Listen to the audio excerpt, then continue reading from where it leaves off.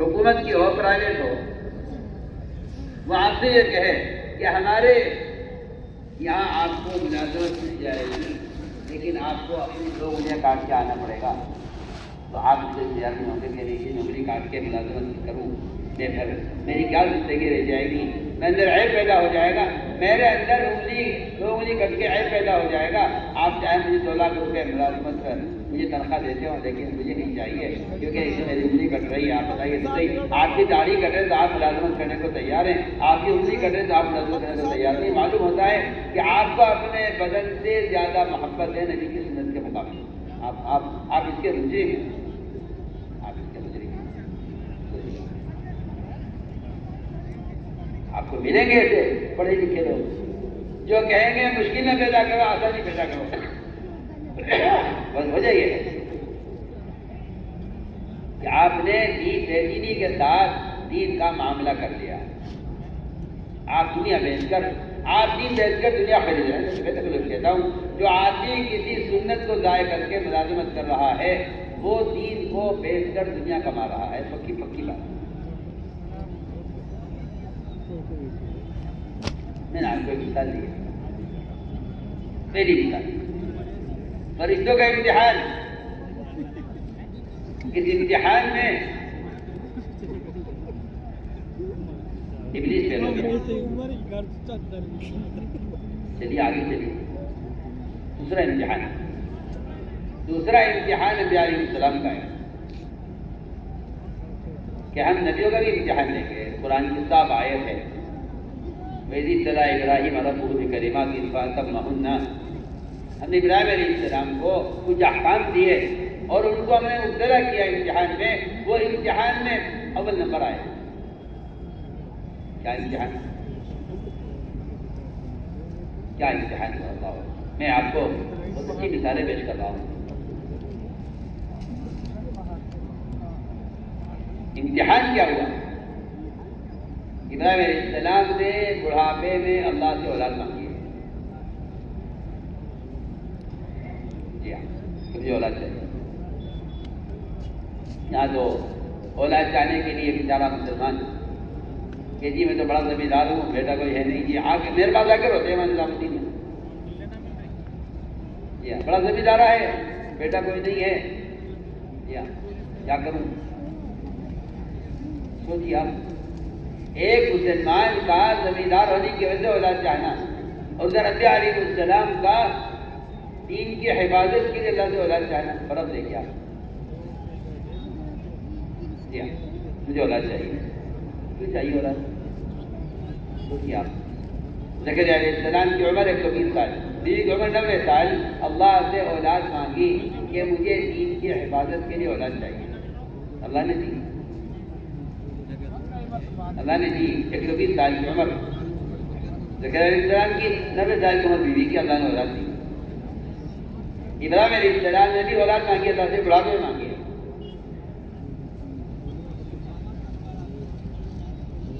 صاف ہو یا کیا ایک کی بشارت نہیں، ایک کے بعد دوسرے کی بشارت، اور لوگ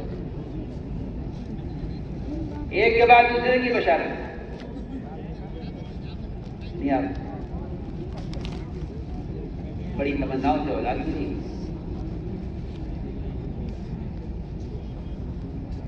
جب اولاد کسی قابل ہو گئی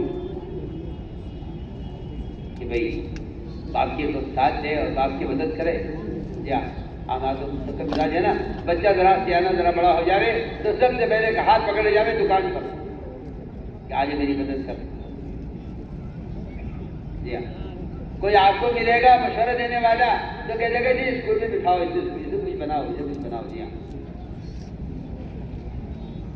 ایک اپنی اولاد کو یہودی بنانے، نصرانی بنانے کی حدیث میں صاف صراحت ہے، حدیث میں صاف صراحت ہے کہ یہ اپنی اولاد کو یہودی بنائے گا، نصرانی بنائے گا۔ ہم نے تو اس کو مسلمان بنایا تھا، اس کے بعد اس کو یہودی بنائیں گے، نصرانی بنائیں گے، بالکل صاف صاف بات ہے۔ اگر آپ اپنی اولاد کو، چھوٹے سے بچے کو آپ اگر پہلے دن سے مکتب میں نہیں بٹھاتے اور آپ کا خیال یہ ہے کہ نہیں جی اسکول پڑھوانے کے کسی قابل ہو جائے گا، تو آپ نے اپنی صاف حدیث، ہم نے تو ان بچوں کو مسلمان پیدا کیا تھا، حدیث صاف روایت ہے، آپ پڑھیے حدیث، صاف حدیث کے اندر ہے کہ اللہ تعالیٰ کسی انسان کو غیر مسلم پیدا نہیں کرتا۔ یہودی کے گھر، نصرانی کے گھر، بدھسٹ کے گھر، ہندو کے گھر، کافر کے گھر، مشرک کے گھر، پوری دنیا میں سارے ہندو نصارہ کے گھر، ہر گھر میں پوری دنیا میں جو بچہ پیدا اب تک ہوا ہے، قیامت تک بچے پیدا ہوں گے، ان میں کوئی بچہ غیر مسلم پیدا نہیں کرتا۔ اسی لیے آپ دیکھیں گے حدیث میں کہ یہودانی ہی، نصرانی ہی، مجوسی فرمایا، مسلمانی نہیں فرمایا۔ کیا تم کیا مسلمان بناؤ گے؟ مسلمان جب اس کو پیدا کیا،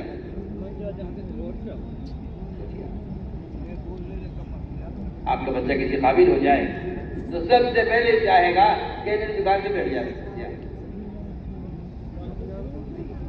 سب سے پہلے بچوں کو علم سکھلاؤ، قرآن سکھلاؤ۔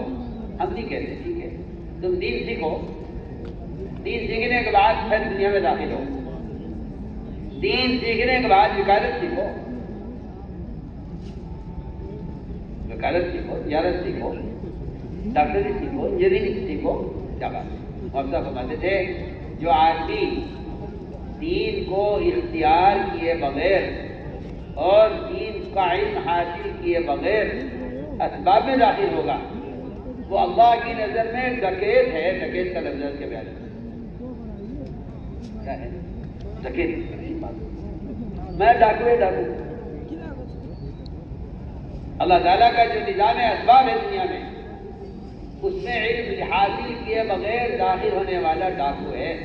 فرمایا کہ دنیا کے اسباب اللہ نے بنائے ہیں، ان اسباب میں اگر آپ اللہ تعالیٰ کا علم لیے بغیر اور علم حاصل کیے بغیر اگر داخل ہو رہے ہیں تو آپ اللہ تعالیٰ کے گھر میں ڈاکہ ڈال رہے ہیں اور آپ چور بن کے داخل ہو رہے ہیں۔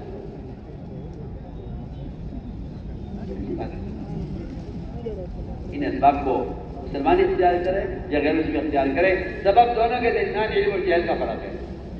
کافر ان اسباب میں داخل ہوتا ہے ان اسباب کے علم کے بغیر، جہالت کے ساتھ، مومن داخل اسباب کے اندر جو علم کے ساتھ اور ان اسباب میں احکام کو لے کر داخل ہوتا ہے۔ تو میں نے عرض کیا کہ ابراہیم علیہ السلام جب بیٹا کسی قابل ہوا، بیٹا کسی قابل ہوا، لما بلغ معه السعی، سعی کا مطلب یہ ہے کہ بچہ کی کچھ ایسی کوشش ہے جو باپ کے کام آ سکے۔ سب نے یہ کہا بیٹے میں نے خواب دیکھا ہے اور خواب میں دیکھا ہے میں نے کہ میں آپ کو ذبح کر رہا ہوں۔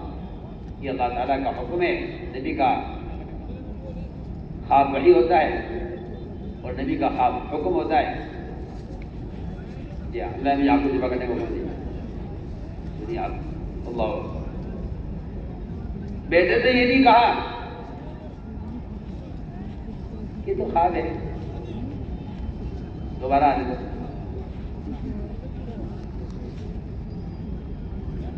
بلکہ بیٹے کو عجیب بات آیت کے اندر بیٹے کو باپ نے اخلاص دکھلایا سب سے پہلے کہ آپ ذبح تو ہو جائیں گے، لیکن سوال یہ ہے کہ باپ کے کہنے پر ذبح ہوں گے یا اللہ کے حکم پر ذبح ہوں گے؟ یہ بتائیے آپ۔ عجیب بات ہے،